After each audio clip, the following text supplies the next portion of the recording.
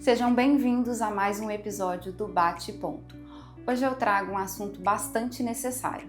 A maioria dos empresários acredita que o passivo trabalhista só é uma adversidade quando existe erro ou processo. Mas existe um passivo que nasce no primeiro dia de trabalho de qualquer colaborador e cresce todos os dias, mesmo quando tudo está certo. E é sobre isso que a gente vai falar hoje. E para trazer clareza sobre esse tema, estamos com o Vinícius Reis, contador que acompanha de perto a realidade das empresas e seus números. Seja muito bem-vindo, Vinícius. Muito obrigado, Aline. É um prazer recebê-lo aqui hoje. O prazer é todo meu.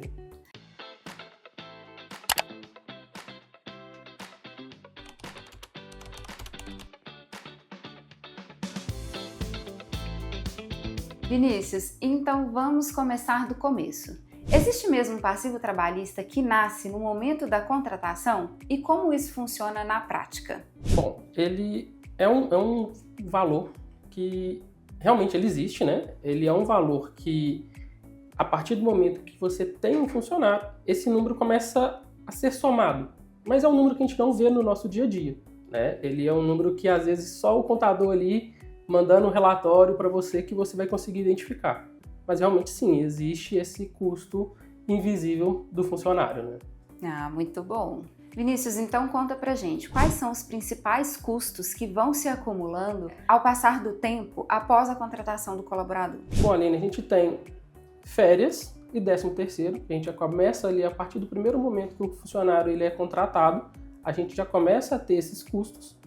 E a partir do terceiro mês, depois da experiência, a gente também começa a ter os 40%, a multa dos 40% do FGTS, que é um direito do colaborador também. Tem algum cliente seu que questiona sobre esses valores? Não. É assim, a gente tem como hábito mandar isso para os clientes, mas acaba que no dia a dia ali eu percebo que eles não olham. A gente instrui, inclusive lá no escritório, quando o cliente entra, a gente fala que existe, para ele começar a provisionar isso, mas é algo que eu não vejo os empresários, né, na verdade, dando muito ênfase nesse custo.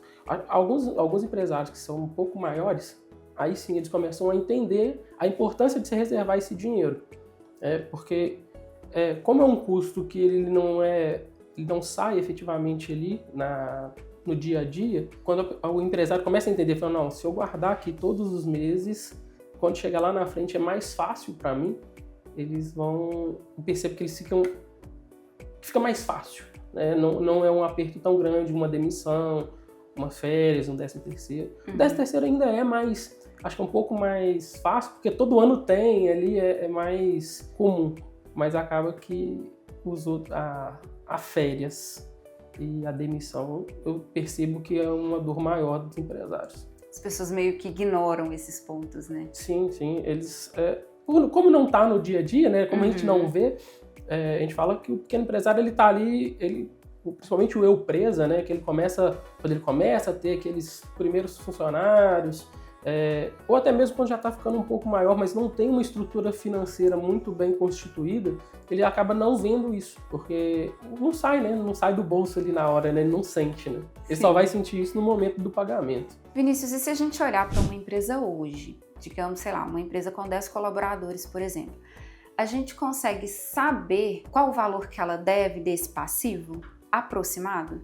Sim, a gente consegue ter essa aproximação, porque inclusive nas boas práticas contábeis, né? É um valor que a gente deve se provisionar também na contabilidade.